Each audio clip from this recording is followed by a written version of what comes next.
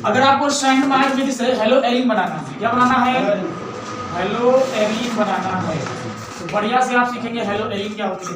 Hello Erin मैंने बोला benzene ring बना होगा, बेंजीन रिंग के ऊपर क्या क्या लगा होगा? या तो Cl या तो Br या तो I, ठीक है। तीन में से अगर कोई एक लगा है तो वो क्या बनेगा? Hello Erin. और हेलो एरिन बनाने की जो ये विधि है, इसके अलावा एक और इसकी जुड़वा बहन है, उसका नाम है गाटर-मान, और दोनों ये बहुत ज्यादा पूछी जाती है। क्या? बहुत ज्यादा पूछी जाती है। तो ध्यान से देखिए, आपको स्टैंड-मायर विधि से हेलो एरिन बनाने के लिए सबसे पहले चाहिए BDC। क्या चाहिए? BDC के साथ गर्म करेंगे किसको? HCl को। उपस्थिति लेनी है Cu2 और Cl2। क्या बन जाएगा? बोलो। बन जाएगा हेलो एरिन, और साथ में निकल जाएगा क्या? HCl। आई बात समझ में? और इसी रिएक्शन को हम गाटर-मान का कहेंगे जब ये सेम बिल्कुल हो, बस इसकी जगह पे क्या आ जाएगा? Cu हो, ये सेम बिल्कुल हो। इस रिएक्शन को क्या नाम दे देंगे? गाटर-मान क्रिया। फिर आप अब ये दोनों रिएक्शन समझाते हैं बढ़िया से। पहली रिएक्शन में आपको BDC लेना है, और BDC के लिए मैंने बताया पहले बेंजीन रिंग बनाएंगे, और बेंजीन रिंग के ऊपर आप N2 जोड़ेंगे यानी कि नाइट्रोजन, और नाइट्रोजन के साथ क्लोरीन जोड़ेंगे। ये बन गया आपका क्या? BDC। बोले तो benzene diazonium chloride. B for benzene, D for diazonium, और C फॉर क्लोराइड, तो बन गया बेंजीन डाइएजोनियम क्लोराइड। अब बेंजीन डाइएजोनियम क्लोराइड के साथ में किसको गर्म करेंगे? HCl को गर्म करेंगे, और उसके साथ में यहाँ पर उपस्थिति रखनी है Cu2Cl2। बोले तो क्यूप्रिक क्लोराइड। क्या नाम है? क्यूप्रिक। Cu2 फॉर क्यूप्रिक और Cl2 फॉर क्लोराइड, तो बन गया क्यूप्रिक क्लोराइड। ये काम किसका करता है? उत्प्रेरक का। उत्प्रेरक वे पदार्थ होते हैं जो रिएक्शन की दर को, रिएक्शन की रेट को बढ़ाते हैं, बट उसके साथ भाग नहीं लेते, वो क्रिया नहीं करते उसके साथ, ठीक है। तो ये वाला एलिमेंट इन दोनों के साथ कोई रिएक्शन नहीं करेगा, बल्कि इनकी करने की स्पीड को क्या करेगा? बढ़ा देगा। ये आपस में रिएक्शन कर रहे होंगे और धीरे धीरे कर रहे होंगे, तो ये जाकर के इनकी स्पीड को क्या कर देगा? बढ़ा देगा। और अगर ये बहुत स्पीड में कर रहे होंगे तो इनकी रिएक्शन की स्पीड को क्या कर सकता है? घटा भी सकता है। आई बात समझ में? तो चलो आगे बढ़ते हैं। ये वाला जो, अब ध्यान से देखना, सोचो कि यही सब लास्ट में कर दे, नहीं, ये नहीं होता है। इसमें ये वाला जो Cl है इस वाले H से जुड़ जाता है। आई बात समझ में? तो इस तरीके से बाहर कौन निकल जाता है? ये Cl बाहर निकल गया। उसके बाद इसको यहाँ भी लिख सकते हो, इसको यहाँ ना लिखना चाहो तो यहाँ लिख दो। आगे समझ में? इसके बाद में देखो बचा N2, वो भी जुदा हो जाएगा यहाँ से, ये गया से नाइट्रोजन। इसके बाद में देखो इसकी खोपड़ी पे कौन बैठ जाएगा? और वही तो हमें बनाना।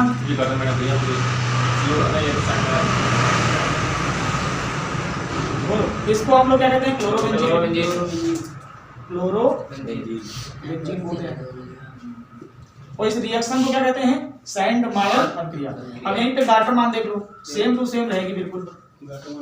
N2Cl प्लस Cl, और इसकी जगह पे क्या करेंगे? Cu, और ये इसके साथ निकल लेगा, ठीक है। बाहर क्या चला जाएगा? Cl, और क्या मिलेगा? N2, और इधर क्या बनेगा? इधर बनेगा Cl, ऊपर लग जाएगा क्लोरोबेंजीन। ये कौन सी क्रिया होगी? ध्यान दिया, इस सब क्रिया को क्या कहते हैं? गाटर-मान क्रिया। कभी कभी आपको गाटर-मैन भी मिलेगा। एक बात ध्यान रखना, पेपर में अगर मिलता जुलता नाम मिले तो समझ लो वही क्रिया है। आया समझ में? इसको आपको मिलेगा पेपर में, यहाँ किसी केस में मिलेगा सैंड-मेयर अभिक्रिया, ठीक है। इसको गाटर-मैन अभिक्रिया, तो ऐसा नहीं कि आप चेंज करो। और इसको कहेंगे गाटर-मान कोच अभिक्रिया भी कहते हैं, ठीक है। गाटर-मान कोच अभिक्रिया, तो कंफ्यूज नहीं होना बिल्कुल, नाम मिलता जुलता मिले समझ लो वही बात ही है, ठीक है। तो चेंज हो जाता है। बोलो, अब कोई दिक्कत तो नहीं इसमें? तो पहले यहाँ पर आपको ले लेना है 2 Cl, क्योंकि क्लोरीन करानी, और क्लोरीन एक जो है आणविक है, तो उसको 2 अणु के रूप में लिखते हैं, अणु के रूप में। अच्छा, 1 Cl लिखा तो ये परमाणु, अगर 2 Cl हो गए तो बन गया अणु, क्योंकि परमाणुओं को मिलाने से क्या बनते हैं? अणु बनते हैं। तो ये एक आणविक गैस है, इसको अणु के रूप में दिखाते हैं कि होगा Cl2। अब यहाँ भी Cl, यहाँ भी Cl, फिर देखते हैं कि क्या बनेगा आगे चलकर। इस अभिक्रिया में एक बात ध्यान रखना कि यहाँ FeCl3 की उपस्थिति रखी जाती है। Yes sir. ये क्या है? ये वही जो क्रिया को क्या करता है? बढ़ा देता है, ये उत्प्रेरक।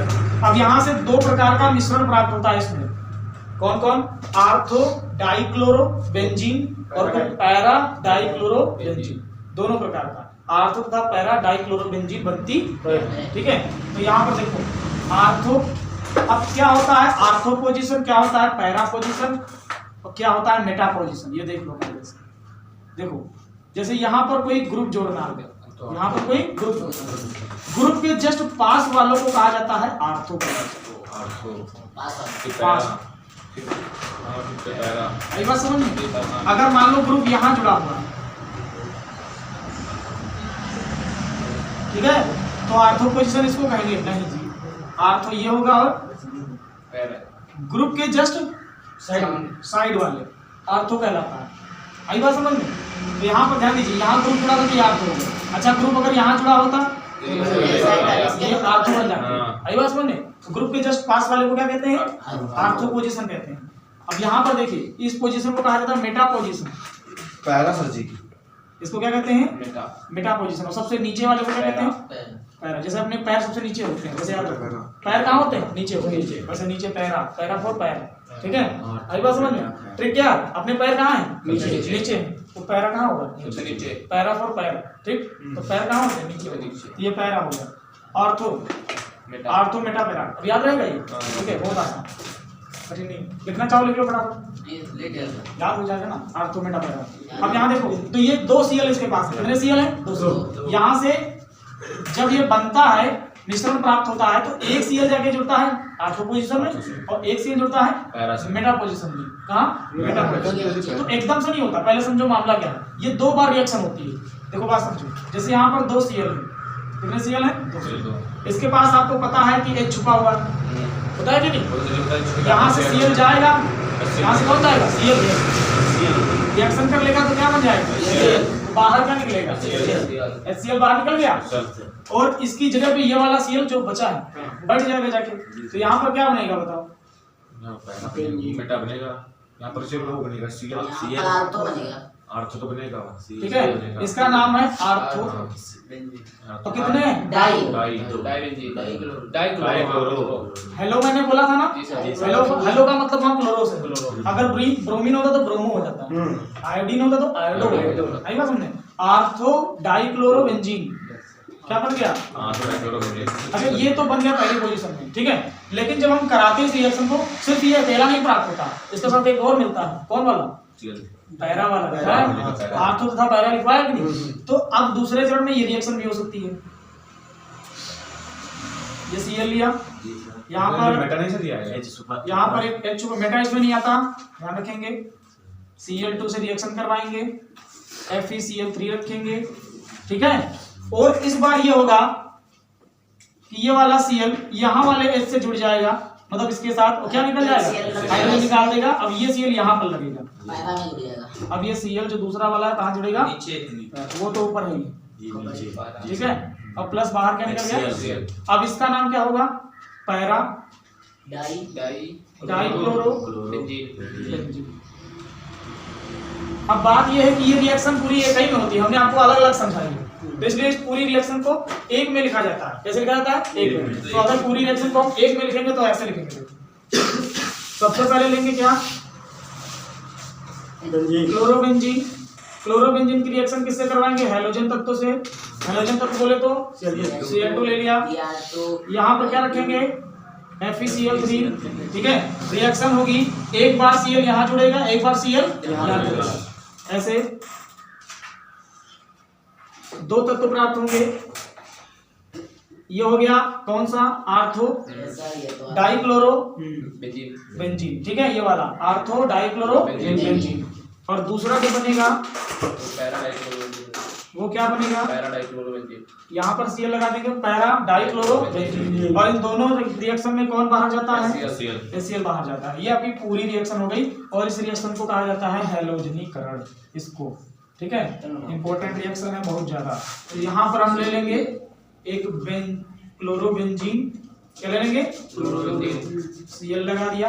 ठीक है, और इसके पास में हमें लेना है HNO3।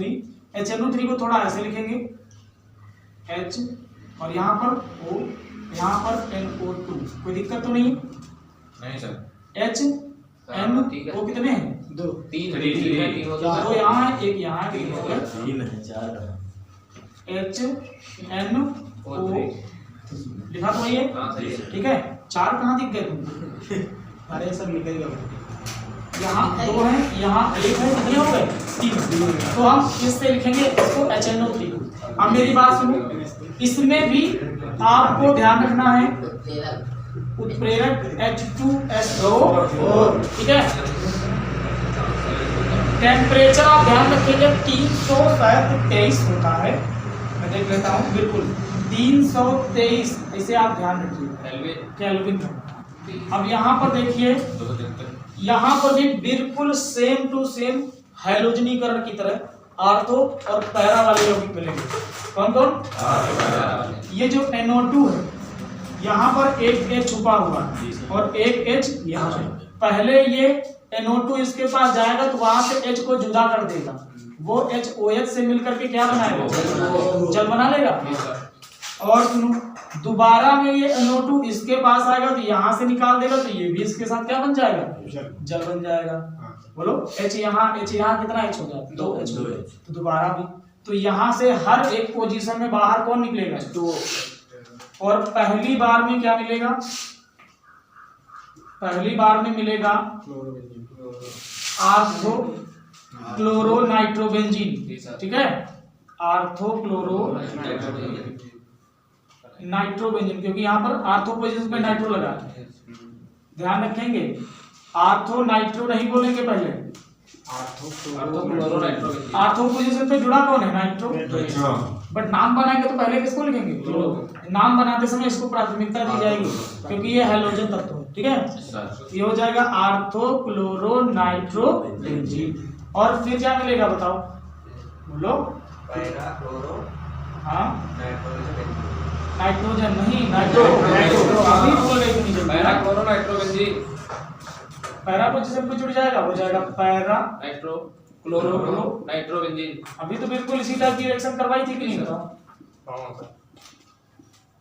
ये रिएक्शन जो आपकी है ये कहलाती है आपकी कौन सी रिएक्शन? आसान है कि नहीं? देखो, सबसे पहले आपको HNO3 लिखना है। HNO3 कैसे लिखना? थोड़ा ऐसे बढ़िया बना करके, H को अलग कर लेना, O को अलग कर लेना, NO2 को अलग कर देना। अब यहाँ से क्या होगा कि यहाँ से एक हाइड्रोजन निकलेगा, इसके साथ जुड़ेगा तो हाइड्रोजन हाइड्रोजन कितने हाइड्रोजन? H2O बन जाएगा। H2O हमारा क्या होगा? बाहर निकल जाएगा। इसकी जगह पे कौन लग जाएगा जाके? NO2। तो यहाँ तो इसको आर्थो पोजीशन कहते हैं, तो बन जाएगा आर्थो क्लोरो नाइट्रोबेंजीन। दोबारा में क्या होगा कि यहाँ से हाइड्रोजन चला जाएगा, इसकी जगह पे क्या आ जाएगा? NO2 आ जाएगा, तो बन जाएगा पैरा क्लोरो नाइट्रोबेंजीन। और जब दोनों ये क्रियाओं में निकलेगा, इससे पहले आपने पढ़ी हैलोजनीकरण, उसमें क्रिया कराई गई हैलोजन से, फिर नाइट्रीकरण क्रिया में क्रिया कराई गई नाइट्रिक अम्ल से, और सल्फोनीकरण में जो रिएक्शन कराई जाएगी वो H2SO4 से, यानी कि सल्फ्यूरिक अम्ल से कराई जाएगी। जब नाइट्रिक अम्ल से करवाई गई थी तो HNO3 लिखा गया था, और इसको लिखा कैसे गया था? H, और इसका एक O चुरा लिया गया और बचा क्या? इस तरह से लिया गया था। और जब H2SO4 से कराएंगे तो भी इसका एक O चुरा लेंगे, H, और फिर लिखेंगे HSO3, ठीक है, और एक O इसके पास ले लेंगे। बोलो कोई दिक्कत है? तो वही चीज OH और HSO3। देखो ये कितने O हो जाएंगे? 4। और हाइड्रोजन कितने हो जाएंगे? 2। तो लिखा तो वही है, लिखा तो वही है ना। तो ऐसे लेना आपको, HO लेना है, सिंगल बॉन्ड HSO3 ऐसे लेना है, ठीक है। वैसे लिखेंगे तो आप लिख सकते हैं, बन भी जाएगा, लेकिन आपको समझाने के लिए हम ऐसे लिखवा रहे हैं, ठीक है, ताकि आप समझ पाए। अब देखिए, यहाँ पर आपको लेना है क्लोरोबेंजीन,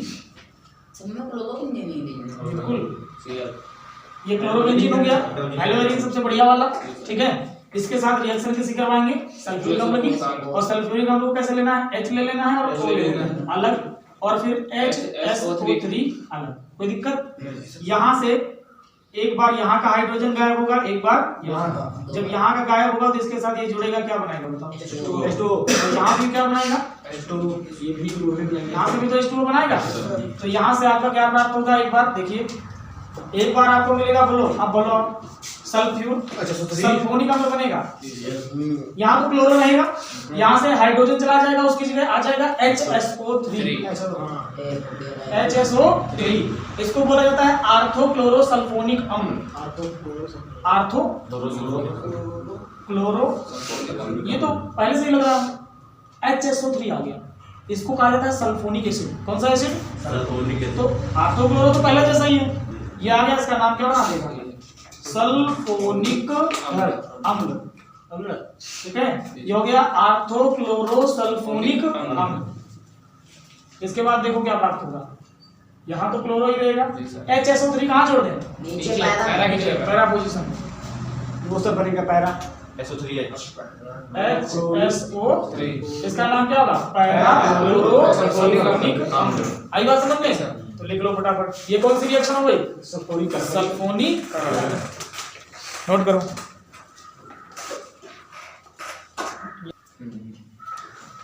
हाँ, यहाँ पर आप ये लिख लीजिएगा, यहाँ से H2O निकलता है ना, वो तो लिख लीजिए बढ़िया से, H2O। अब बढ़िया से समझ में आ गया ना?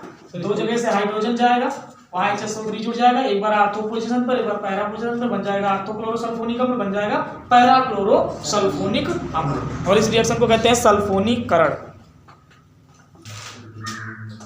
हाँ, तो अब देखेंगे फ्रीडल क्राफ्ट अभिक्रिया। कौन सी? देखो, फ्रीडल क्राफ्ट जहां पर बात आ जाए वहां पर उपस्थिति उत्प्रेरक, ध्यान रखना, उत्प्रेरक के तौर पे कौन काम करता है?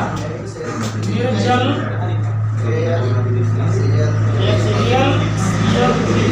Aluminium chloride. बातचीत ना करो बेटा, आप कितनी बार बोले एल्यूमिनियम क्लोराइड। ये काम अगर कर रहा है किसी क्रिया में, किसका? तो समझ जाओ वो कौन सी क्रिया है? फ्रीडल क्राफ्ट क्रिया। निर्जल एल्यूमिनियम क्लोराइड, ठीक है, निर्जल एल्यूमिनियम क्लोराइड अगर किसकी तरह कार्य करे तो वह क्रिया क्या कहलाती है? अब यहाँ पर आपको ले लेना है हेलोएरीन। बोले तो हमेशा की तरह क्या लेंगे? क्लोरोबेंजीन की क्रिया करा देंगे हेलोएल्केन से। बिल्कुल, CH3Cl एक हेलोएल्केन है, कोई दिक्कत नहीं। यहाँ पर आपको पता है कि हाइड्रोजन छुपा है, यहाँ पर भी छुपा है। एक बार ये वाला Cl इससे जुड़ेगा, इससे एक बार इससे जुड़ेगा Cl, ये इसके साथ निकलेगा। Cl निकलेगा सर जी। इसके लिए आपको क्या करना है? थोड़ा सा बढ़िया से बनाना है। Cl इधर कर लो, CH3 आप बढ़िया बन जाएगा। ये क्या बाहर चला जाएगा? उपस्थिति मैंने कही किसकी रखनी है? निर्जल AlCl3, ठीक है। एल्यूमिनियम क्लोराइड की उपस्थिति आपको यहाँ पर क्या करनी होती है? रखनी होती है, ठीक। अब यहाँ से देखो, ये HCl तो बाहर चला गया, तो यहाँ क्या लिख लोगे? -HCl, ठीक है। और इसकी जगह पे कौन आएगा? मेथिल उसकी जगह पे चला जाएगा। तो यहाँ पर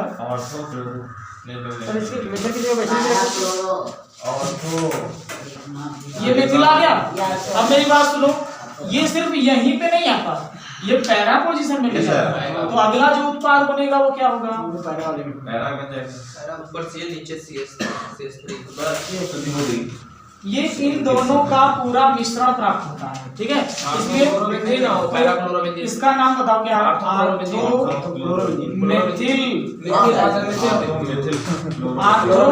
क्लोरोबेंजीन। मैंने लिखवाया कि आर्थो था पैरा पोजीशन में, मेथिल क्लोरोबेंजीन प्राप्त होता है, लिखवाए तो आर्थोमेथिल क्लोरोबेंजीन। चलिए, ये सब मेथिल की जगह एथिल भी तो हो सकता है। और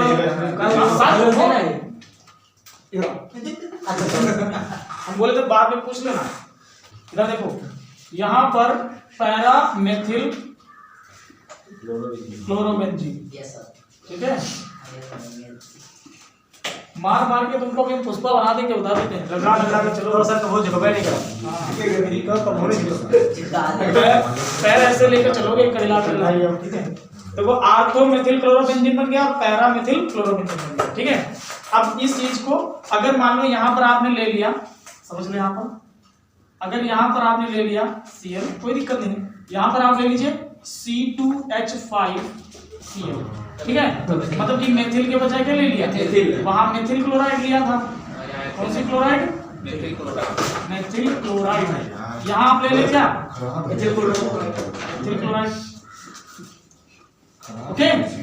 तो यहाँ पर बिल्कुल सेम रिएक्शन होगी, कुछ भी नहीं होगा। निर्जल AlCl3 की उपस्थिति रहेगी, बाहर क्या निकलेगा? HCl। ये C2H5 जुड़ जाएगा आपकी सबकी जगह पर।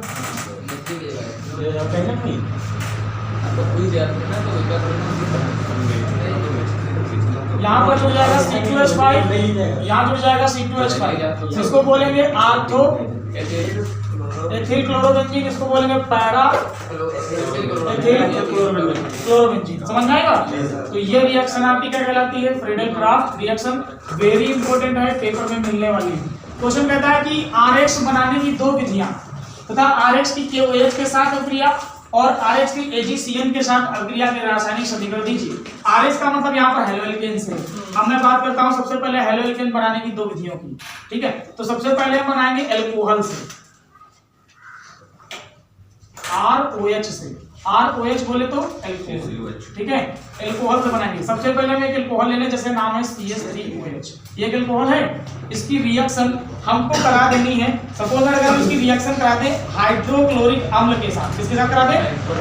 हाइड्रोक्लोरिक अम्ल, ध्यान रखिएगा, HCl, किसके साथ करा दें? HCl। उपस्थिति किसकी रखनी है? निर्जल ZnCl2, किसकी रखनी पड़ती है? निर्जल ZnCl2, जिंक क्लोराइड। आई बात समझ में? Zinc chloride. अब होगा क्या यहाँ पर, देखो समझो, ये बढ़िया से इसके साथ जुड़ जाएगा चुपचाप, चलो निकल जाएगा बाहर, जगह खाली होगी, कौन भरेगा? अगर Cl, चुपचाप क्या मिल गया? CH3Cl, यही तो है ना, और बाहर क्या निकल गया? ये एक हो गई, इसमें एक नंबर पक्का, ठीक। 4 नंबर का सवाल है, कितने नंबर का सवाल है? ये आपका पूछा गया पेपर में 4 नंबर का, ये तो लिखना है, बीच में पड़ेगा ये ZnCl2। देखो ये बहुत जरूरी है, समझ में आई बात? इसके बिना रिएक्शन हो ही नहीं पाएगी।